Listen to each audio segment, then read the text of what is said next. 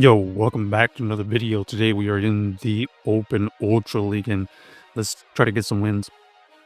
We're going to be using the Shadow Gliscor paired with the Shadow Feraligatr and the Golisopod in the back. Basically a ABB water type in the back. We're going to get matched up with a Feraligatr, but we have the energy advantage. So if we match shields, we should be able to get the situation under control. We can tank one, so we decided to just tank that one. Gonna fire off this hydro here. This hydro does take out the Feraligatr, and now we have flipped the switch. We are going to see the wall rain come in, so they also had water types in the back. We're gonna deal some hydro cannon chip damage, and now we have the Golisopod right onto the wall ring. We can tank all the moves. Now we're gonna face the Typhlosion. Typhlosion is gonna shield the first one, and then we're gonna see if we can reach a move to take out this Typhlosion later. They go for the blast burn, and all we have to do now is throw in good timing. This Aerial Ace, even though it's not super effective, should be enough to take out that Shadow Typhlosion. And then we're gonna come back in here with the Aerial Ace, almost get the farm down. But now we have to survive all these moves from the wall ring. 2 Icicle Spears get thrown. It's going to be close. Oh, unfortunately for our opponent, we are able to win that game. So GG's to our opponents, able to win that game with the Golisopod. All right, back again here with the next game. Let's see if we can continue the streak. We're going to get Shadow Gliscor onto the Giratina. Looks like they're running Shadow Claw, so we're going to switch out into the Golisopod here. At least we're dealing super effective fast move pressure. Our opponent does reveal Dragon Claw, so potentially no Ancient Power. That's kind of an interesting note. We're going to fire off another Aerial Ace here. They are staying in, so very interesting. They don't want to see this Golisopod in the back.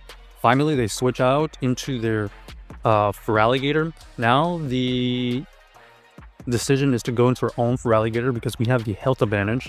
They have the energy advantage. They're going to fire off the Hydro, and then we're going to fire our own Hydro here. We don't think this is going to KO. Oh, they shield anyway, so it doesn't matter. And then we're just going to match their shield. Now they're going to have to make a decision. Are they going to... Okay, they are going to get to another move. We are just going to over farm here. Gonna fire off this Hydro Cannon and make them make a decision. They decided to let it go. That's fine. And now we see the Giratina come in. We weren't sure if a Hydro would be enough to take it out from that range. They shield anyways, so it doesn't matter. But they do get the debuff. We have a defense debuff, and we are gonna try our best to win this backline. And we see the what is that again? Incineroar, and then we're going to be able to take out them with the Earthquake, and then we know that we have the health advantage against that Giratina. So GG's to our opponents, able to win that game right there. All right, we got the Mirror Gliscor. We have the Shadow, they have non-Shadow. They are going to be firing off an Aerial Ace first. We're going to fire all this Aerial Ace as well. So just back and forth we go. Looks like we are going to be able to fire out the next Aerial Ace. They do tank it easily. It looks like we do win the CAP, so interesting if they're gonna switch out or not. We're going to just throw the move. Okay, they catch it onto Clefable. Ooh, interesting. We're gonna go into our Feraligatr here to apply the pressure. Hydro Cannon does get used. They decide to shield, and then our opponent does throw the Moonblast. We do survive it, but we get to another Hydro here. This Hydro will potentially KO or get the last shield, so we do get both shields, but they are able to farm us down. We're going to go into our Golisopod here. Golisopod is going to be able to potentially farm down, maybe. Ooh, this is going to be close. Potential Moonblast. They do decide to go for the Moonblast. We are going to just keep on farming. They decide to switch out. Oh! Basically a mirror team. They also have Feraligatr in the bag, except for...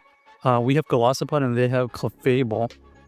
We're going to do our best to get rid of this Feraligatr. They decided to go for the Hydro here. We're going to switch out anticipating a move, but our opponent does elect to keep on farming. We're gonna keep on throwing the move, and as soon as we see the Golisopod, or sorry, Gliscor, we're gonna fire all the arrow A's, and they barely survive. Wow, we needed that to KO. So GG's to our opponents. Unable to close the game with our Golisopod.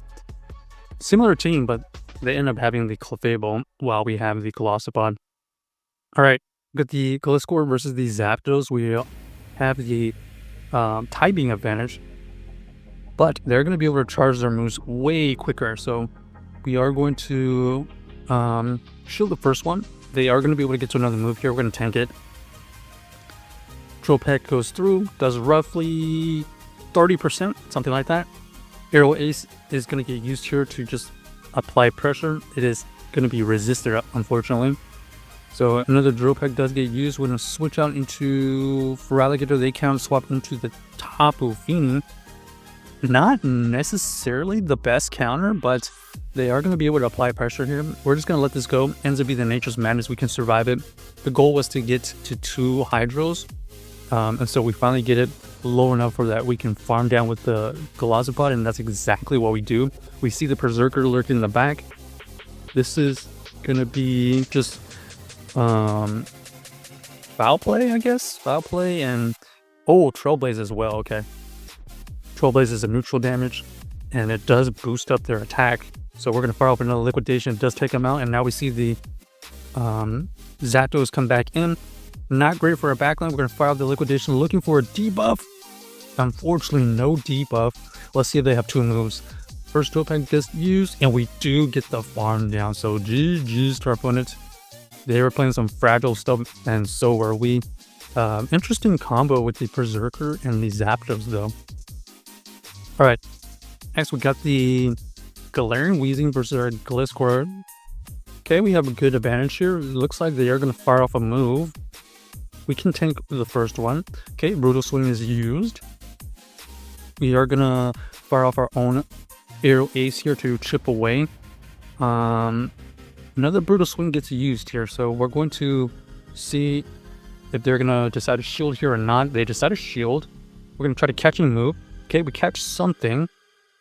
Okay, ends up being that Brutal Swing, so minor damage, and now we see the Venusaur in the back.